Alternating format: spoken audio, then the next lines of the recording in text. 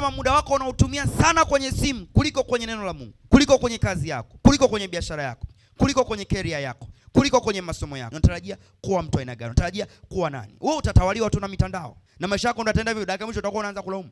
Huo muda unaotumia kumwangalia Zuchu ametumia ule muda kujibrand, ndio maana unamwangalia. So huo muda unaweza kujibrand wewe, hata Zuchu mwenyewe akakutafuta kuangalia. Mnaona maajabu eh? Inawezekana.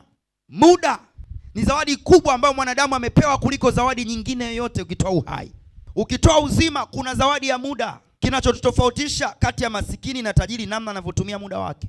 Tajiri anatumiaje muda wake? Masikini anatumiaje muda wake? Maisha yarudi nyuma, yanaenda mbele. So ukiishi maisha yale yale kama ya mwaka 47, utakuwa vile vile kama wa mwaka 47. Kitabu cha Zaburi 90:10 maandiko yanasema siku za miaka yetu miaka 70, na ikiwa tuna nguvu ni miaka 80. Anaposema miaka 70 na mbele anasema tukiwa na nguvu miaka 80, hapa anazungumzia miaka ya kufanya mambo yako kwa nguvu. Kuna muda utatamani kufanya jambo, akili itataka lakini mwili hauwezi. Kuna muda unaweza kwa akili unakimbia spidi, lakini mwili hauwezi kwenda spidi. Itafika huo muda. Maandiko yanasema siku za miaka yetu ni miaka 70. Jiulize miaka uliyokuwa nayo alafu toa 70, unabaki na miaka mingapi? Alafu jiulize katika hiyo miaka iliyobaki una muda gani sasa hivi wa kufanya mpaka uje kuwa kitu cha maana. Unaposherehekea birthday, unasherehekea kumbukumbu ya siku ambayo umezaliwa, lakini umepunguza mwaka wako wa kuishi. Au hujazidisha, umepunguza. Kama Mungu amekuwekea miaka 70, je, ubaki na miaka 69. So katika 70 toa na miaka uliyokuwa nayo alafu toa na mwaka uliosherehekea. Sikwambii usisherehekee, ila jua kuna muda akili yako itatamani kufanya lakini mwili hauwezi kufanya tena. Itafika huo muda. Akili itatamani. Tunaonaga wacheza mipira wanafika muda umri wanastaafu. Sio kwamba wale akili yao haina skills ya mpira, ila miili imeshakataa. Siwezi kukimbia kama mtu wa miaka 25 tena. Kwa sababu ulimwengu wenyewe unaenda kasi na watu wapo kasi. Usipokubali kwenda na kasi ya ulimwengu utabaki jinsi ulivyo, na watambia watu wachawi. Hata mhubiri wanaangalia muda. So wewe kama mhubiri au unaangalia saa 10 saa 11, tuna mambo mengi ya kufanya.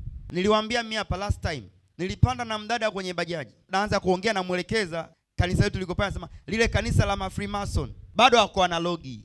Tupo digitali. Sasa hivi kama Mungu amekupa neema, kafungua mlango, usifikirie kufanya kitu cha kawaida, fanya kitu cha maana.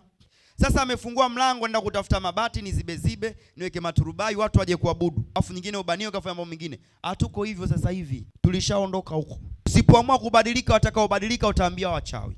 Wewe usipoamua kwenda na kasi, utaachwa hapo hapo. Na mara nyingi wao wasioendaga na muda ni mabingwa wa kulaumu. Watu wa kulaumu sana. Wao wataka kwenda na muda wanalalamika. Nimwambia muda hauna urafiki na wewe.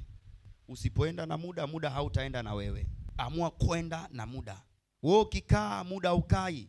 Wewe ukilala muda haulali. Usifikirie hivyo vitu vitakuwa ukikaa. Ukiamua kufanya ndio vitakuwa. Nimekwambia unaposema nitafanya kesho, hata leo ilikuwa kesho ya jana. Na kuna mtu jana akasema nitafanya kesho ambayo leo, na leo anasema kesho. Usipoamua kufanya leo, usifikirie utafanya kesho. Kama umeshindwa kufanya leo, usifikirie kama kesho utaweza kufanya. Hata kesho utasema kesho. Linalowezekana leo lifanyike leo. Muda hauna muda wa kukusubiri. Ukigailisha leo, jua hata kesho utagailisha. So lazima uamue. Listen, hauna muda wa kupoteza.